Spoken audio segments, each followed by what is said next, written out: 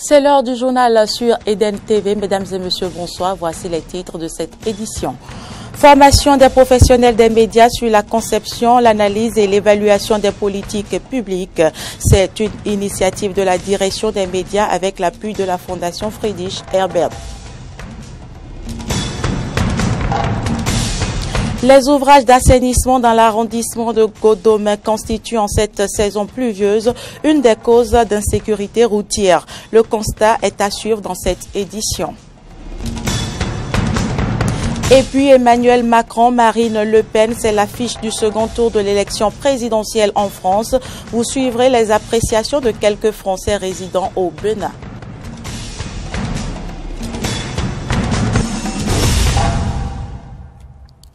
Merci de nous rejoindre sur Eden TV. Les professionnels des médias sont depuis ce matin en formation au siège de la Fondation Friedrich Ebert. Venus de divers organes de presse, ces journalistes seront mieux outillés dans la conception, l'analyse et l'évaluation des politiques publiques. C'est une initiative de la direction des médias avec l'appui de la Fondation Friedrich Ebert. On écoute à ce propos Espédi Ologou, directeur général des médias. L'objectif de cette formation est simple. Il part d'un constat. Le constat, c'est que la plupart du temps, les acteurs des médias sont souvent absents des lieux, des moments où les politiques publiques se décident ou se conçoivent dans notre pays. Ce dont ils sont témoins par la suite, c'est la mise en œuvre des politiques publiques. Leur évaluation, parfois, échappe aux acteurs des médias. Non pas parce qu'ils ne s'y intéressent pas, mais parfois parce qu'ils n'ont pas toujours les outils, les techniques, les méthodes pour comprendre, pour analyser, pour pouvoir évaluer ou en tout cas critiquer objectivement les politiques publiques qui sont mises en œuvre dans le pays. Parce que les médias, en tant que tels, sont des acteurs importants de la gouvernance démocratique. Mais comment est-il possible que les acteurs majeurs de la gouvernance démocratique soient absents de ce qui fait l'essentiel de la gouvernance démocratique, à savoir la mise en œuvre des projets et programmes devant œuvrer pour le développement social, économique, environnemental, voire politique du pays. L'objectif est donc de fournir aux professionnels des médias des moyens intellectuels, des moyens techniques, on va dire, des moyens professionnels, déontologiques, leur permettant de mieux comprendre les processus d'élaboration des politiques publiques, de mieux analyser ces politiques publiques et de mieux contribuer à les évaluer. Parce que, ce faisant, ils sont désormais disposés intellectuellement, mais aussi techniquement, à comprendre comment les acteurs publics chargés de nous gouverner fonctionnent. Quelle est la logique qui se cache derrière un projet ou un programme qui est mis en œuvre dans un pays. Ce constat que je viens d'évoquer est aussi rattaché à un autre problème. C'est la critique que l'on fait souvent aux médias, de verser parfois dans l'opinionnisme, de verser dans la critique facile, de ne pas maîtriser les sujets, d'être simplement pour ou contre tel acteur politique ou autre, parce que tel aurait dit ou aurait fait ceci, se pose. Il est donc ici question pour nous de contribuer, ne serait-ce que très humblement, à rendre davantage les journalistes compétents, mais experts des différents domaines dans lesquels vous êtes, ils sont déjà, on va dire, spécialistes. Actualité communale, le maire Georges Bada, accompagné des conseillers et des différents directeurs techniques, était dans l'arrondissement de Zivier ce jour pour plusieurs activités. Ils ont offert des tables et bancs à certaines écoles de la localité, procédé à la remise du site pour la construction de 4 salles de classe avec magasins et bureaux dans les écoles maternelles de Zivier-Zoumin et Zivier-Centre et ont également inauguré les locaux de la brigade territoriale de Zivier. Suivons ici quelques propos du maire Georges Bada, suivis de ceux du chef de l'arrondissement de Zivier, Christophe Haïssi. Le maire est venu à nouveau à Zivier ce matin pour multiples raisons. Première raison, faire la remise officielle des tables-bancs qui ont été confectionnés pour soulager le monde scolaire dans notre arrondissement. Deuxième raison, procéder à la remise de certains sites pour la construction donc des infrastructures socio-communautaires de base. Troisième raison, pour inaugurer la gendarmerie de l'arrondissement de Zimvié. Merci parce que à travers ces gestes, à travers ces actions, à travers donc ces initiatives, non seulement vous encouragez vos chefs d'arrondissement, les arrondissements que j'appelle des arrondissements, des petits arrondissements, mais ça permet également de les hisser très haut dans le conseil des arrondissements du Bénin. N'eût été les propositions que vous avez faites et la décision du conseil communal d'en doter aujourd'hui l'arrondissement de Zimvié de ces mobiliers de tables et bancs, nous ne serions pas là. Ce serait resté 20 mots.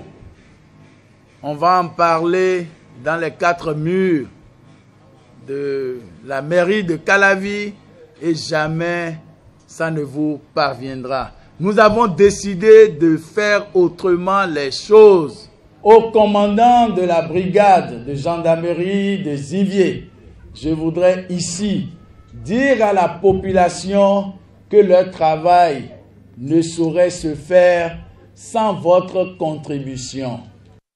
Au registre société, les usagers de plusieurs voies de l'arrondissement de Godomain dans la commune d'Abomey-Calavi souffrent le martyre et pour cause, les caniveaux curés sont abandonnés à ciel ouvert avec les déchets à proximité, créant de grandes difficultés aux usagers. Le constat, c'est dans ce reportage.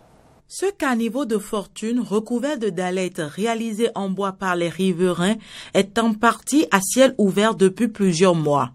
Du coup, les habitants de Savy n'ont eu d'autre choix que d'implanter au milieu de ce trou béant ce bois autour duquel est attaché un vêtement de couleur rose.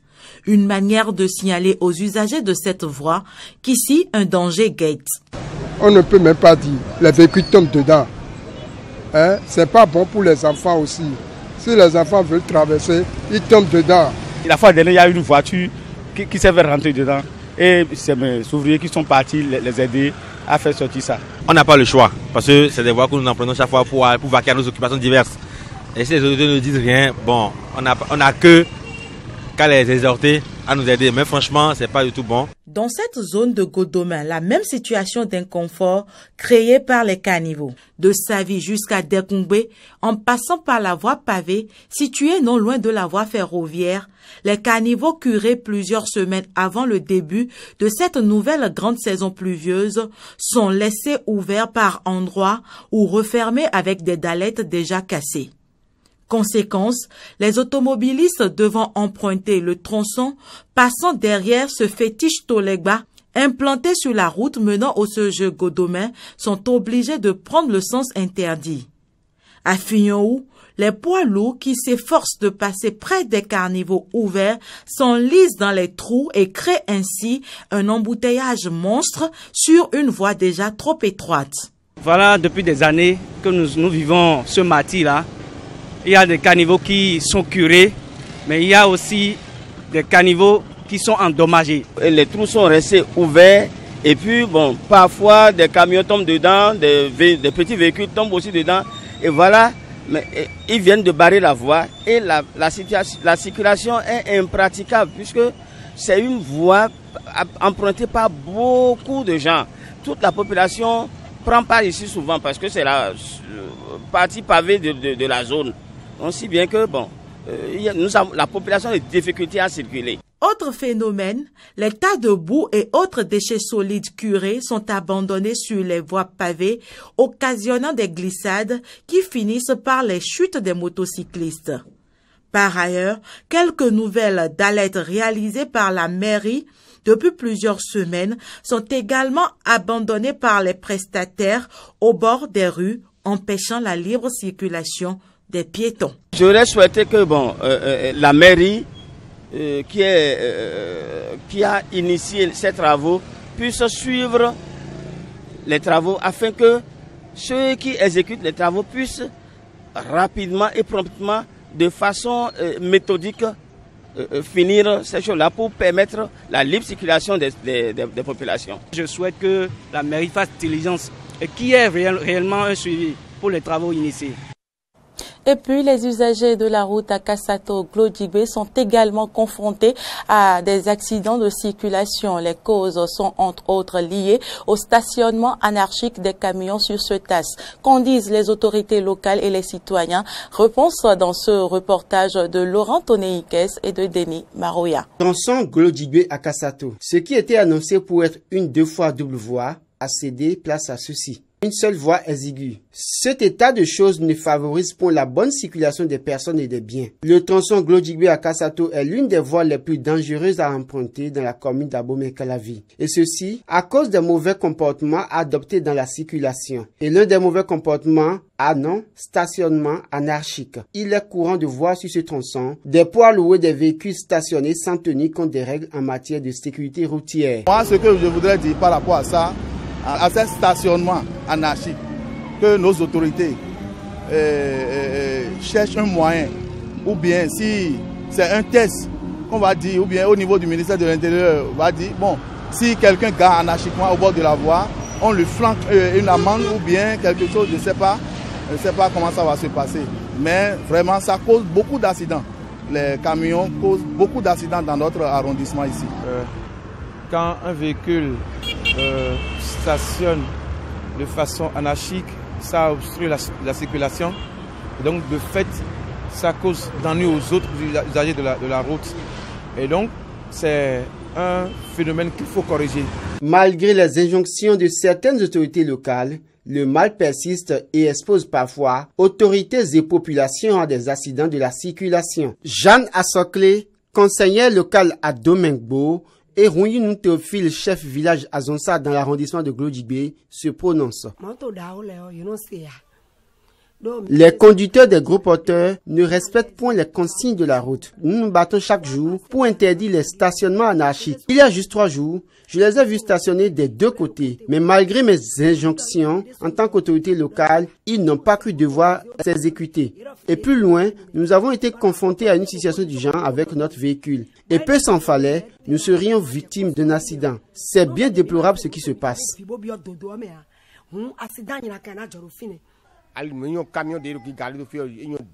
Tels que les camions sont garés sur le tronçon, ce n'est pas du tout bien. Malgré la multiplicité des parcs, ils préfèrent stationner au bord des voies. Il faudra que l'État prenne à nouveau ses responsabilités pour la protection des populations et que nous aussi, nous puissions circuler avec nos motos et nos voitures en toute quiétude.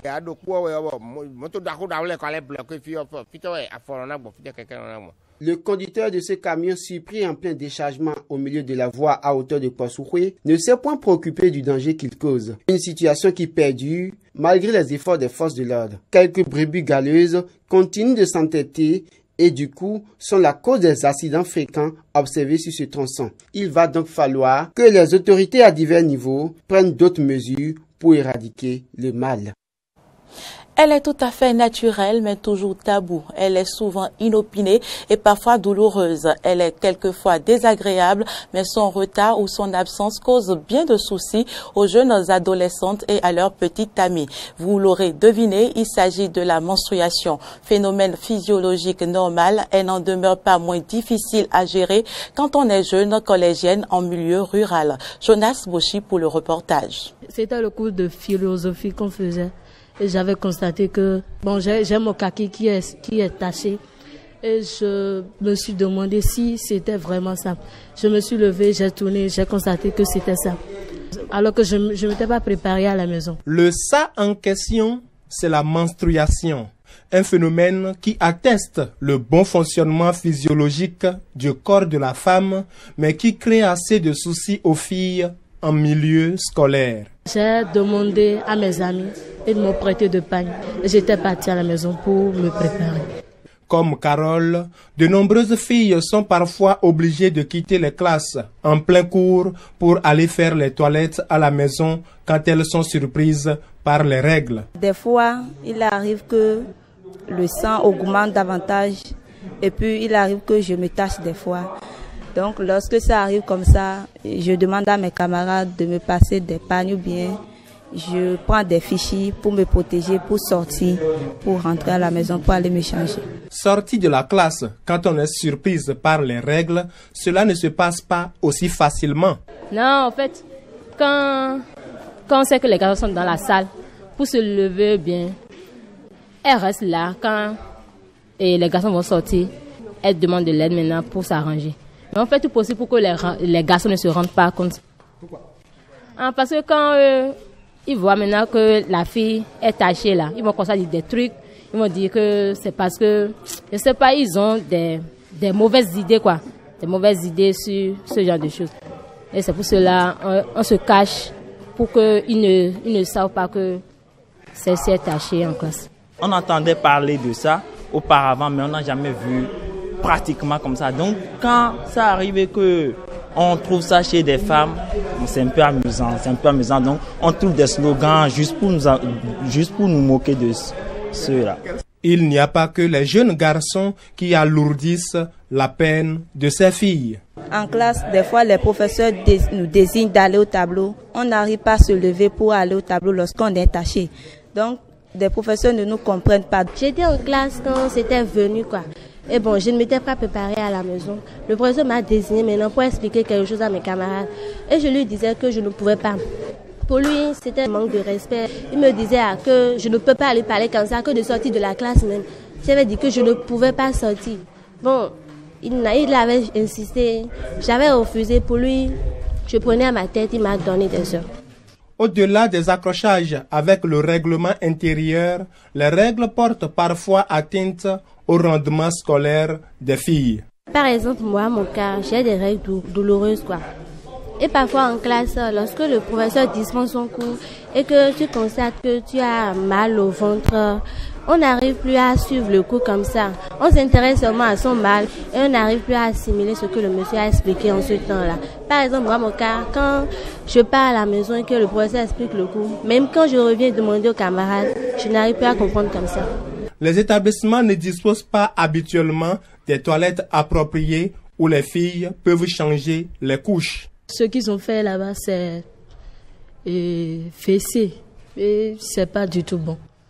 Et bon, il n'y a pas aussi de quelque chose de caché ici quand nous, en tant que les filles, on ira pour changer nos couches. Bon, on a une amie proche d'ici et on va chez elle pour faire ce genre de choses-là. Moi, je vais demander aux autorités de nous aider en construisant des toilettes contenant des pompes, pour que lorsque ce genre de choses nous arrivent, on puisse s'échanger dans ces toilettes. Et aussi pour les filles qui ont des règles douloureuses, qu'ils construisent des infirmeries pour qu'elles puissent se soigner ou bien prendre des médicaments lorsque ce genre de choses arrivent. Notre incursion dans le jardin secret des femmes pour exposer la menstruation des filles en milieu scolaire se justifie par le fait que le combat pour l'instruction des filles occulte très souvent l'impact de cette situation sur le rendement scolaire de ces enfants. Une manière pour nous d'en appeler à la conscience des uns et des autres. Les Français étaient aux urnes ce dimanche 23 avril dans le cadre de l'élection présidentielle. Un scrutin qui à terme a consacré Emmanuel Macron et Marine Le Pen vainqueurs du premier tour. Certains citoyens français résidant au Bénin se sont prononcés sur ces résultats et ont aussi présagé de l'issue du second tour de la présidentielle française. Ils sont au micro de Maury Agua et de Denis Marouya. Le fait que Macron soit au premier tour n'est pas forcément un hasard en soi. Hein. On sait que sa candidature, arrivée très tardivement, avait déjà soulevé beaucoup de questions. On savait qu'il y avait déjà beaucoup de militants. Macron est un jeune nouveau, on va dire, dans le paysage politique français. Hein. C'est quelqu'un que les années précédentes, on ne connaissait quasiment pas, qui a été, du fait de sa jeunesse et de son dynamisme, propulsé à ces élections-là. Ensuite, donc sa candidature et son succès au premier tour des élections n'est pas vraiment une surprise. Marine Le Pen, on peut être aussi surpris et pas surpris. Alors pas surpris, pourquoi? Parce que ça fait déjà plusieurs années que le FN arrive au second tour, donc ça n'est absolument pas une surprise. Ce qui est plutôt surprenant, ce sont ses scores. Arrivé au second tour avec plus de 21% et finalement 2 points de plus de Emmanuel Macron, ça laisse quand même perplexe pour moi, en tout cas, ça me laisse très très perplexe. Ça me le laisse pas super optimiste pour l'avenir. Après, François Fillon était déjà grillé de manière politique avec toutes les casseroles qui lui sont arrivées, tous les problèmes financiers, publics, etc. Je pense que ça s'est assez bien passé. Le résultat qui est plutôt nouveau, je pense, c'est le fait que les gros partis traditionnels se sont cassés la figure. Et à la place, on a Emmanuel Macron qui vient pas vraiment d'un parti, qui est un parti, il représente un parti un peu tout neuf, alors que le Parti socialiste, le parti Les Républicains, eux, ont disparu de la scène. Ça, c'est la grosse nouvelle. Bon, il y a toujours le Front National qui est toujours là. Maintenant, pour le deuxième tour, mon pronostic, je pense que les gens ayant très peur, les Français aiment bien se faire peur, c'est-à-dire qu'ils font passer l'extrême droite au second tour, mais ne l'acceptent pas en tant que présidente. Elle est beaucoup trop dangereuse, son programme est beaucoup trop dangereux pour l'avenir de la France. Donc je pense que Macron passera, mais ce sera plus un vote contre Marine Le Pen plutôt que pour Macron.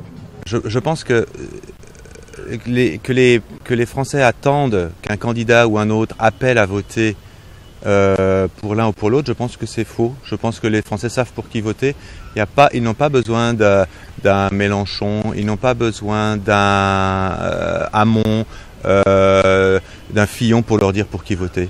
À l'issue du premier tour, on sait que Macron sera président. Il n'y a pas trop de surprises, de suspense, je pense, là-dessus, puisque les voix de Marine Le Pen vont guère augmenter. Je pense que beaucoup de voix vont se reporter sur Macron, puisque Le Pen, c'est quand même un parti qui fait peur, un parti qui rappelle de mauvais souvenirs à la France, un parti xénophobe. Donc, c'est vrai qu'après Donald Trump, maintenant, on ne peut plus jurer de rien. Donald Trump, il est venu comme une surprise, mais je ne pense pas que des voix se rapportent sur Marine Le Pen. Je ne pourrais pas voter pour Marine Le Pen, c'est impossible. Donc, je vais sans doute voter pour Macron, je n'ai pas encore décidé, peut-être que je vais voter blanc. Emmanuel Macron et Marine Le Pen s'affronteront donc au second tour de l'élection présidentielle pour lequel le candidat d'En Marche fait désormais figure de favori après avoir engrangé une cascade de soutien dont celui de François Fillon.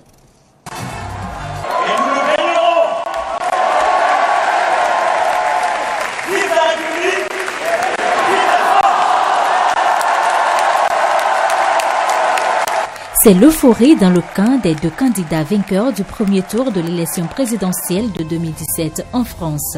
Les résultats du premier tour donnent le candidat d'En Marche, Emmanuel Macron, en tête avec un score de 23,86% sur son adversaire, la patronne du Front National, qui a obtenu 21,43% des suffrages. Emmanuel Macron s'est félicité de ce résultat obtenu.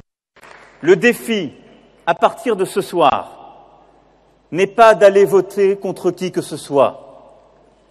Le défi est de décider de rompre jusqu'au bout avec le système qui a été incapable de répondre aux problèmes de notre pays depuis plus de 30 ans. Je remercie Benoît Hamon et François Fillon d'avoir appelé à voter en ma faveur au second tour. Ce scénario Macron-Le Pen rebat les cartes de la politique française car c'est la première fois sous la Ve République que la droite est absente du second tour et la première fois qu'aucun des deux grands partis qui ont dominé la vie électorale depuis près d'un demi-siècle, les Républicains et le Parti socialiste, n'y est présent. Quant à Marine Le Pen, candidate du Front National, elle a estimé dimanche que sa qualification pour le second tour de l'élection présidentielle en France constitue un résultat historique. Les Français ont un choix très simple. Soit nous continuons sur la voie d'une dérégulation totale, sans frontières et sans protection, avec comme conséquence les délocalisations, la concurrence internationale déloyale, l'immigration de masse, la libre circulation des terroristes. Ce règne, c'est celui de l'argent roi. Soit vous choisissez la France, des frontières qui protègent nos emplois, notre pouvoir d'achat, notre sécurité, notre identité nationale. Vous avez donc le choix de l'alternance, la vraie, pas celle qui a vu des gouvernements se succéder sans que rien ne change. Celle que je vous propose, c'est la grande alternance, l'alternance fondamentale qui mettra en place une autre politique, d'autres visages au pouvoir et le renouvellement auquel vous aspirez. François Fillon, de son côté, a reconnu sa défaite dimanche soir et a immédiatement annoncé qu'il voterait pour Emmanuel Macron au second tour de l'élection présidentielle. Malgré tous mes efforts, malgré ma détermination, je n'ai pas réussi à vous convaincre. Les obstacles mis sur ma route étaient trop nombreux, trop cruels. Le moment venu, la vérité de cette élection sera écrite. Dans l'immédiat, j'assume mes responsabilités. Cette défaite est la mienne, et c'est à moi et à moi seul qu'il revient de la porter. Il nous faut choisir ce qu'il y a de préférable pour notre pays. Je ne le fais pas de gaieté de cœur, mais l'abstention n'est pas dans mes gènes, surtout lorsqu'un parti extrémiste s'approche du pouvoir. Cette 10e élection présidentielle au suffrage universel de la 5e République est hors norme à plus d'un titre. Un président sortant, François Hollande, pas en mesure de se représenter, une première depuis la mort en fonction de Georges Pompidou en 1974, élimination des favoris Alain Juppé, Nicolas Sarkozy et Manuel Valls lors des primaires. Ce second tour de l'élection présidentielle est prévu pour le 7 mai prochain. Retour en Afrique, les criques du delta du Niger, la marine nigériane mène une guerre quotidienne pour détruire les raffineries illégales de pétrole qui plombent l'économie du pays. Reportage. Lourdement armés, ces soldats de la marine nigériane sillonnent la mangrove du delta du Niger. Ils font partie de l'opération sécurité au delta. Ils sont à la recherche de pilleurs d'or noir. Le mandat de l'opération sécurité au Delta, c'est essentiellement de protéger les infrastructures pétrolières et gazières, de détecter et empêcher le militantisme, la piraterie en mer, le vol de pétrole brut et toute autre forme de criminalité qui aurait un impact négatif sur l'économie du Nigeria dans cette région. Composée de 7000 soldats, l'opération traque les contrebandiers qui siphonnent le pétrole des pipelines pour ensuite le distiller artisanalement avant de le revendre. Une activité clandestine lucrative, mais aux conséquences dramatiques sur l'environnement. Les dégâts de ces raffineries illégales sont très importants. Vous pouvez le voir, l'environnement est détruit, le commerce dans les criques n'est plus possible et la vie aquatique est éteinte. Très dépendante de son pétrole, l'économie nigériane a été durement frappée par les sabotages à répétition menés par des groupes armés sur ses installations pétrolifères. En 2016, sa production a chuté de presque 50% avant de revenir à 2,2 millions de barils par jour en 2017. Pour décourager les contrebandiers, l'armée utilise désormais un bulldozer pour détruire définitivement les raffineries. Avant, on démantelait ces raffineries manuellement et les criminels revenaient 3 jours ou 1 semaine plus tard pour les reconstruire. Étant donné que la plupart des matériaux qu'ils utilisent ici sont résistants à la chaleur, nous utilisons un bulldozer pour écraser les matériaux et cela leur revient très cher de réactiver ces raffineries. Plus grande réserve d'hydrocarbures du continent africain, le Nigeria est gangréné par la corruption à tous les niveaux. Bien que le président Muhammadu Buhari a fait de la lutte contre la corruption l'une des priorités de son mandat, l'armée a déjà été accusée à plusieurs reprises de profiter illégalement de l'argent du pétrole. C'est la fin de ce journal. Merci de l'avoir suivi. Nos informations sont aussi à suivre sur les réseaux sociaux, Facebook et Twitter et sur notre site internet benin-eden.tv. Bonsoir chez vous.